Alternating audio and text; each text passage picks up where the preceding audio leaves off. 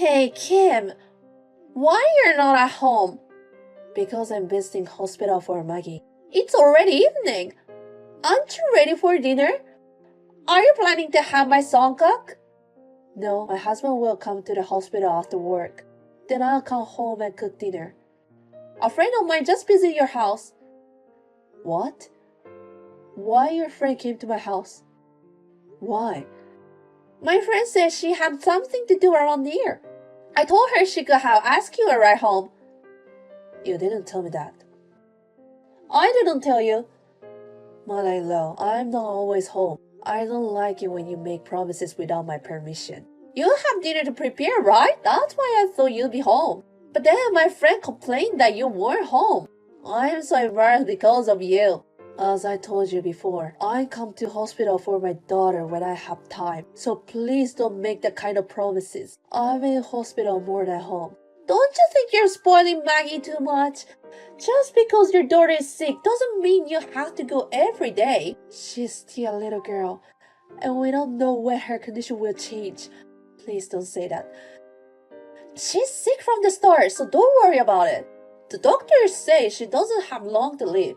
So you don't want me to take care of her? That's not what I meant. She doesn't have to be a center of your life, do you? I wish you'd pay a little more attention to me. You have a car, but you only use it to go hospital. Why don't you take me on a spa trip once in a while? Right now, I want to be with Maggie as much as possible. My husband feels the same way. I don't think so. My son is with you because you're with her all the time. I guess he has no choice but to go along with you, right? He's not. My husband and I care most about our daughter. You're so stubborn. She's a girl. You don't have to go that far. Gender has nothing to do with it. Yes, it does. If it's a boy, he's going to be the heir. I'm hoping to have a big grandchild soon. I'm sorry, but I can't think about that right now. Now, if you excuse me, I have to support Maggie's meal. Hey, I'm not done yet. I want to go to an outlet mall with my friends next time. Please take us there. You couldn't do it today, so why not? As I told you, I can't do it. Please take the bus or train. I'm not going to leave her now. Hey, listen to me. Next time a singer support is coming to the next town, she's going to give a concert at a commercial facility. Will you take me there? Mother-in-law, my husband told you about Maggie's condition, didn't he? Yes, she's in a critical condition, right? Then how can you ask me to do such a thing? It doesn't matter. It's next week. I'm not asking you to take me there right now. Even so, I don't think this is the right time to say it. Then when should I tell you? You've been told many times in the past that Maggie was in danger. She'll be okay in a couple of days anyway. Right now, we don't know she can make it or not. That's enough. What? Why should I get accused? Because this is not a time to talk about it. My husband and I have been staying at the hospital for the past few days. I don't know anything about that. It's none of my business. She's your grandson too. A grandchild who's been in the hospital all this time. I haven't seen her at all. I've even forgotten what she looks like. Honestly, this is no different than if she wasn't exist. I see. So, you will take me there, right? My neighbor, Mrs. Lee, wants to go with us. So as I told you, I can't make any promises. Then how do you expect me to get there? It's difficult to get there without a car, isn't it? I asked my husband, but he said he's busy. You're the only one I can ask. I can't either.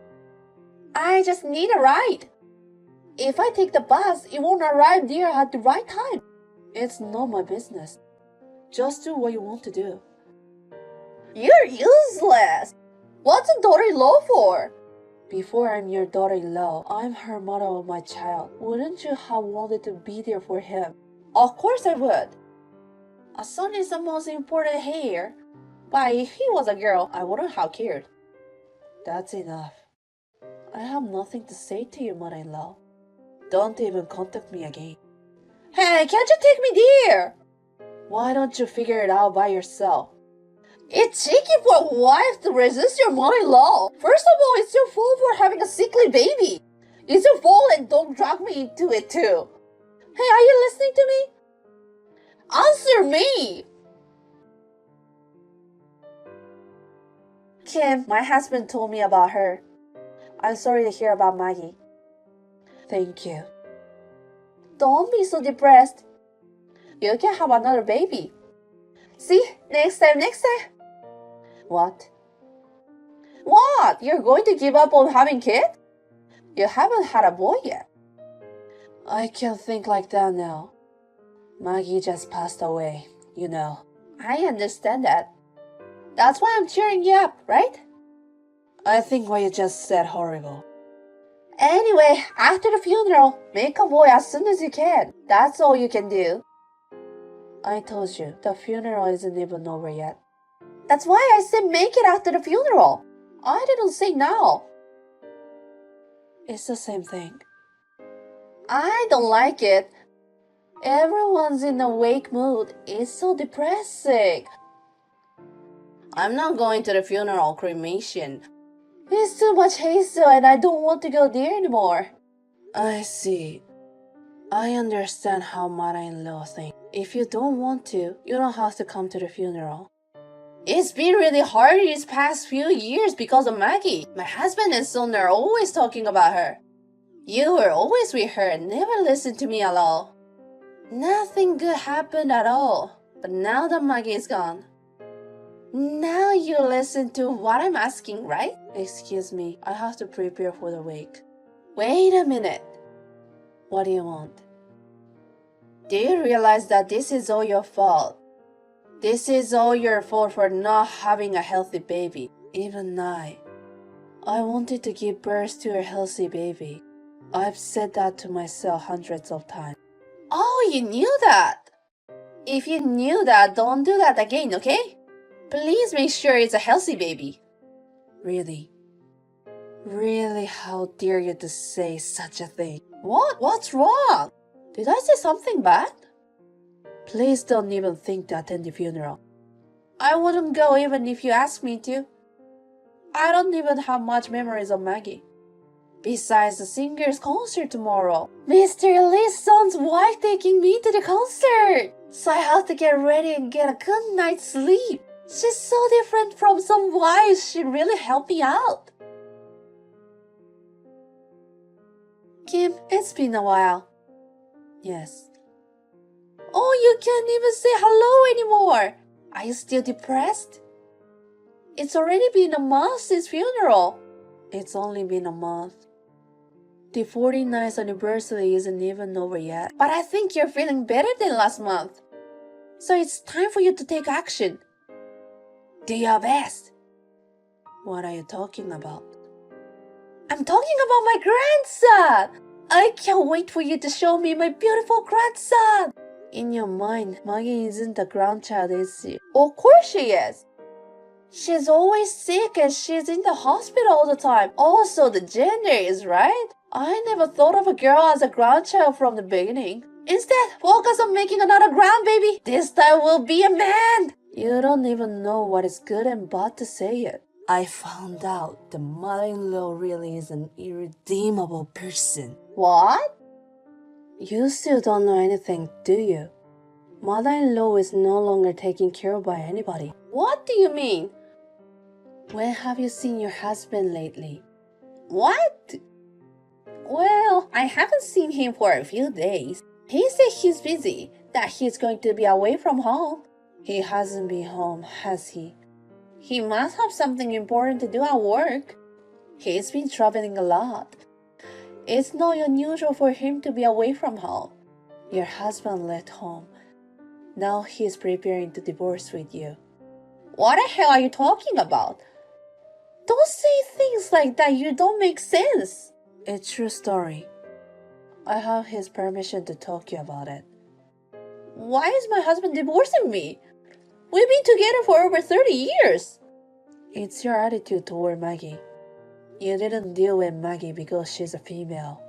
You made a fool of her for being sickly, and you never came to visit her at the hospital, did you? You didn't even attend the funeral because you thought it would be too much hassle. He just couldn't stand that attitude. Why do you have to get divorced over Maggie? It's her fault for being sickly, isn't it? He couldn't stand that kind of attitude. Your husband really cared about her. He warned you many times, didn't he? He wanted you to stop being so harsh to Maggie. You want me to love any grandchild for her unconditionally? If you don't like something, you can't help it. I am not saying that you should be unconditionally kind to her because she's your grandchild. But every time something happens, you point out that Maggie is sickly or weak. Even you made disparaging statements on more than one occasion. You're free to think what you want in your mind. But you don't have to speak any single word, do you?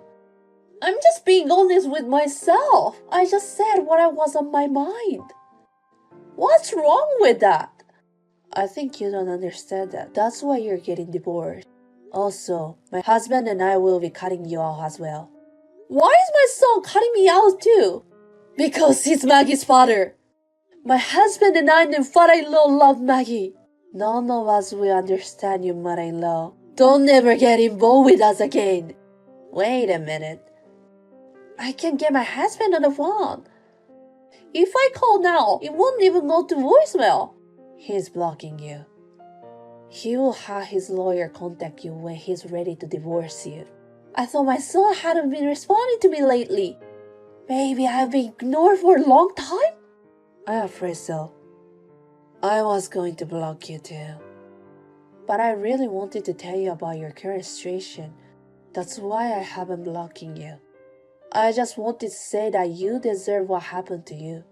I will never forget the things you have insulted me for. Kim, wait! I apologize! So please tell my husband and son. Could you tell them that I'd like to return the call? Why would I? Even if I did, neither of them will make a move. If you have something you want to tell me, contact the lawyer your husband hired.